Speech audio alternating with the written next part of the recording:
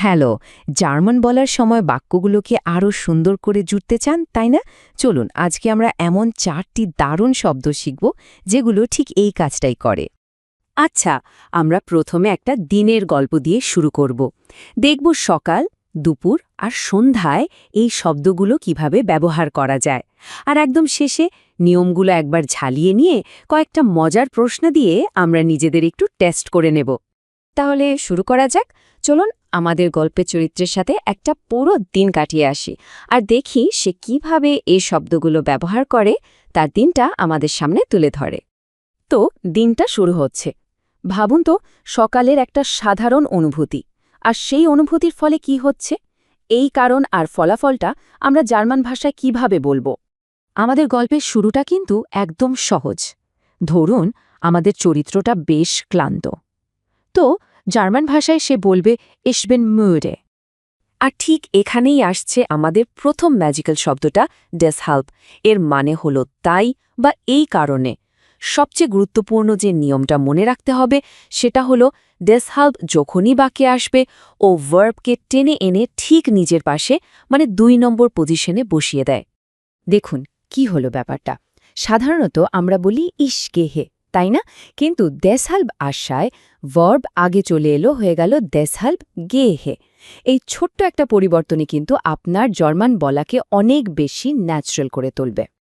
আচ্ছা, সকাল তো গেল, এবার চলুন দুপুরবেলা যাই। এবার এমন একটা সিচুয়েশন ভাবুন যেখানে যা হওয়ার কথা তার উল্টোটা ঘটছে। আর এই ধরনের পরিস্থিতি বোঝানোর জন্য আমরা দুটো খুব ইন্টারেস্টিং শব্দ শিখব। ধরুন বাইরে ঝমঝম করে বৃষ্টি হচ্ছে। জার্মান ভাষায় এস রেগনেট। এখন বৃষ্টি হলে সাধারণত কি হয়? আমরা তো ঘরেই থাকি, তাই না? কিন্তু আমাদের গল্পের চরিত্র ঠিক করল, না, সে এই বৃষ্টিতেই হাঁটতে বেরোবে। এই স্লাইডটা কিন্তু খুবই গুরুত্বপূর্ণ, একটু মন দিয়ে দেখবেন। দুটো বাক্যের মানে কিন্তু একদম এক। বৃষ্টি হওয়া সত্ত্বেও আমি হাঁটতে যাচ্ছি। কিন্তু গ্রামারের খেলাটা দেখুন। ট্রটস্টেম ব্যবহার করলে ভার্ব ঠিক তার পরেই বসেছে, গেহে ইশ, মানে পজিশন 2তে। আর যেই আমরা অব্যল ব্যবহার করছি, ভার্ব সোজা চলে যাচ্ছে ক্লজের একদম শেষে, রেগনেট। দারুণ একটা পার্থক্য, তাই না? দুপুর পেরিয়ে এবার আমরা সন্ধ্যায় চলে এসেছি। আমাদের চরিত্রটি এখন একই সাথে দুটো কাজ করছে। আর যখনই দুটো কাজ একসাথে করার কথা আসে, তখনই আমাদের শেষ শব্দটা কাজে লেগে যায়। একটু আগে ওবভোলের নিয়মটা মনে আছে? ভার্বকে শেষে পাঠিয়ে দিয়েছিল।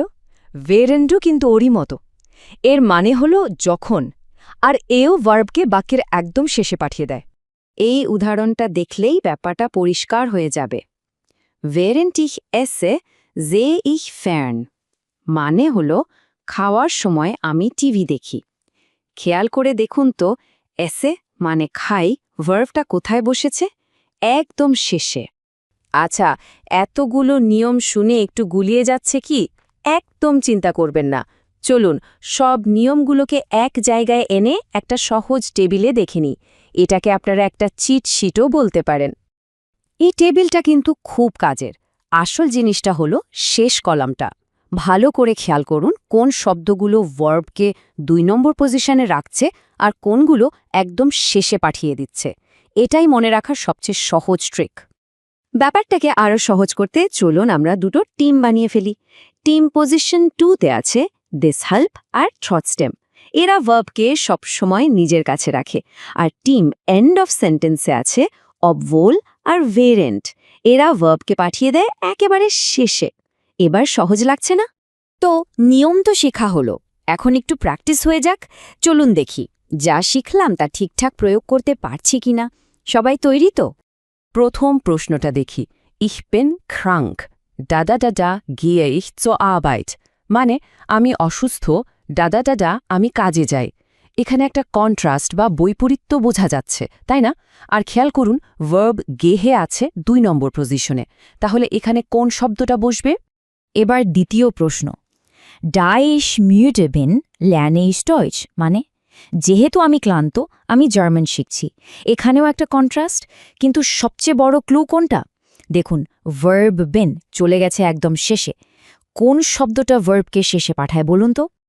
আর আমাদের শেষ প্রশ্ন, Ich habe Hunger, da esse ich einen Apfel। এর মানে আমার খিদে পেয়েছে। দাদা দাদা আমি একটা আপেল খাচ্ছি। এটা তো একটা কারণ আর তার ফলাফল। আর ভার্ব এসে আছে পজিশন 2তে। তাহলে উত্তরটা কি হবে? দারুণ। চলুন এবার উত্তরগুলো মিলিয়ে নেওয়া যাক।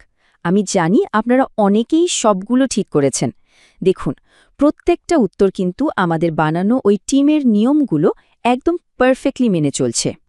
বিশ্বাস করুন, এই 4টি শব্দ ব্যবহার করা শুরু করলেই দেখবেন আপনার জার্মান বলাটা কতটা ন্যাচারাল আর সুন্দর শোনায়। এটা আপনার জার্মান শেখার পথে সত্যি একটা বড় স্টেপ। তো এখন আপনাদের পালা। চেষ্টা করুন তো এই নতুন শেখা শব্দগুলো দিয়ে নিজের দিনের কোনো একটা ঘটনা বলার। যত বেশি প্র্যাকটিস করবেন তত তাড়াতাড়ি এগুলো আপনার অভ্যাসে চলে আসবে। আমাদের সাথে থাকার জন্য অনেক ধন্যবাদ।